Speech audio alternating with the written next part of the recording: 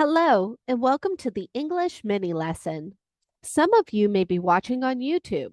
Some of you may be listening on a podcast. And some of you may be subscribed to my Substack. Whichever way you got here, I'm happy you are here. 3 quick housekeeping items we will go over each time. Number 1, be prepared. If you are listening on the podcast, grab a notebook so you can take notes. If you are watching the stream, you can take notes or even screenshots. Number 2, pay attention. These mini lessons are meant to be just that, mini. They are not long and drawn out, so put the other devices away and pay attention to the lesson we are about to go over. If you are a paid subscriber to the Substack, you can ask any questions about today's lesson in the chat and submit your review answers in there as well. Number 3, this is quite possibly the most important message. You are the captain of your own learning. You only get out what you put into your education, but no one can ever take your learning away from you. Showcase your knowledge on this subject by completing the practice questions at the end. And as always, enjoy today's mini lesson.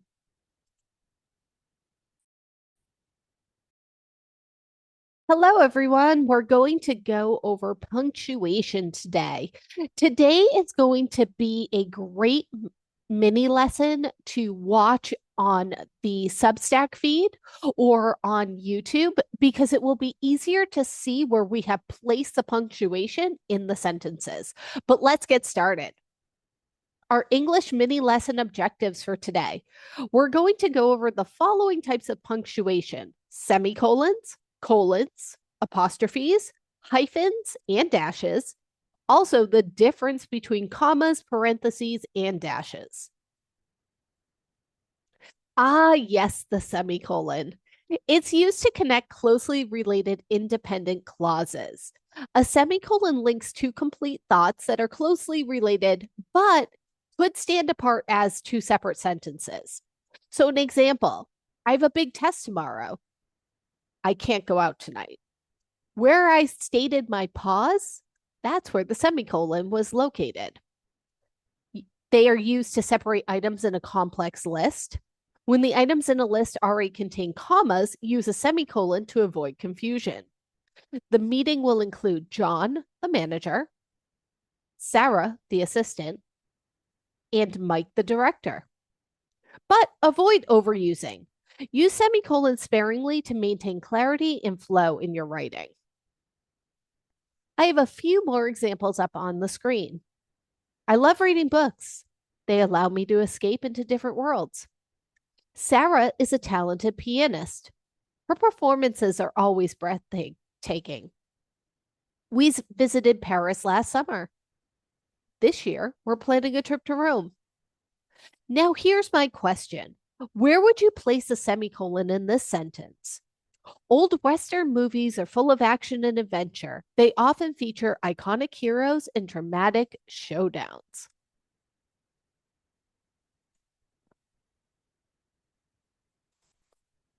And here it is.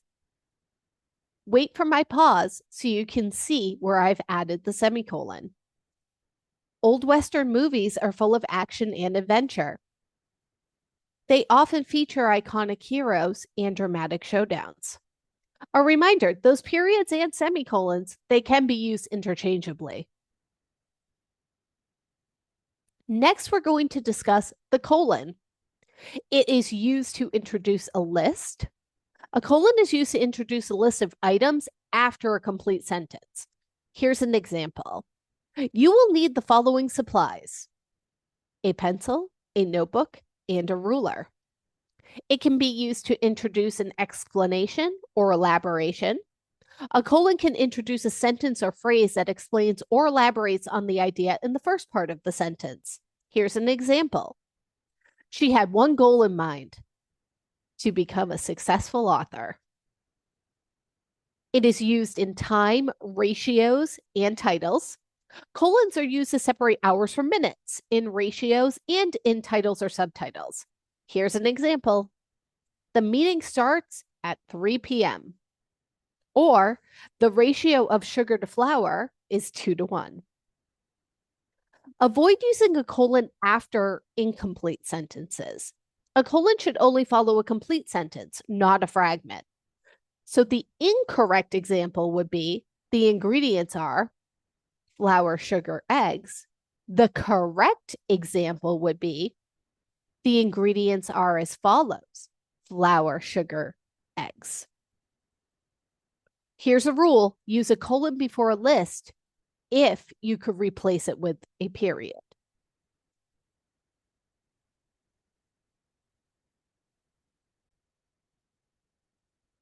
Next, we have the apostrophe.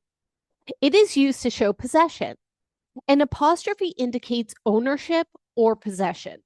Here's an example: Jessica's book is on the table. It can be used for singular nouns. You would add an apostrophe S, such as the dog's bone. For plural nouns ending in S, you would add just the apostrophe at the end. Teacher's lounge. It can be used in contractions. An apostrophe replaces missing letters in contractions. Here's an example: I can't believe it's already time to go. It can be used in plural forms of letters, numbers, or symbols. We would use an apostrophe to form the plural of letters, numbers, or symbols. Here are two examples: mind your P's and Q's, or there are 2 sevens in my phone number. Avoid incorrect use of apostrophes for plurals. Apostrophes are not used to form regular plurals. Here's the incorrect version: I have 2 dogs. Dogs is spelled D-O-G apostrophe S. That is not correct. Instead, the correct way to spell the plural of dogs in that sentence is I have 2 dogs, D-O-G-S, without an apostrophe. Here's another tip for you: avoid all contractions in academic or formal writing. Next, we're going to discuss hyphens versus dashes. And this is going to include the N dash and the M dash, which is a tad longer. So out of the 3, the hyphen is the shortest. It's used to join words or parts of words. They're used to combine words into one, often in compound adjectives or numbers. Here's an example: she is a well-known author. We live in a 24-hour town. And again, this is best seen on the video version of this podcast. Avoid using hyphens unnecessarily. Don't use a hyphen in compound nouns unless it's a widely recognized term. So you would want to say bookshelf as one word, as opposed to book hyphen shelf. Next, we have N dashes. Out of the N and M dashes, the N dash is the shorter of the 2. It's used to show a range of values. You can use the N dash to indicate ranges in numbers, dates, or time.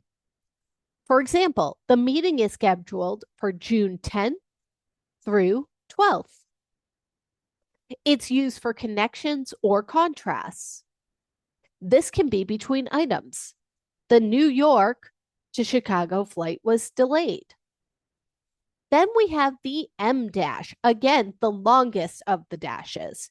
It's used to create emphasis or interruption. It can be used to create a strong break or add emphasis, often replacing a comma or parentheses. She couldn't believe it. He actually apologized. It can also be used to set off additional information. The concert, held in the park, was amazing. Then we have commas, parentheses, and dashes. And once again, trying to understand those differences.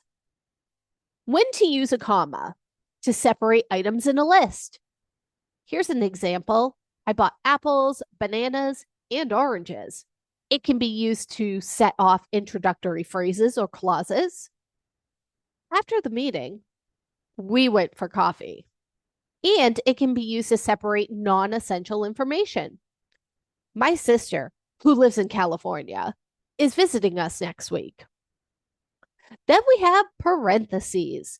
Those are used to enclose additional information.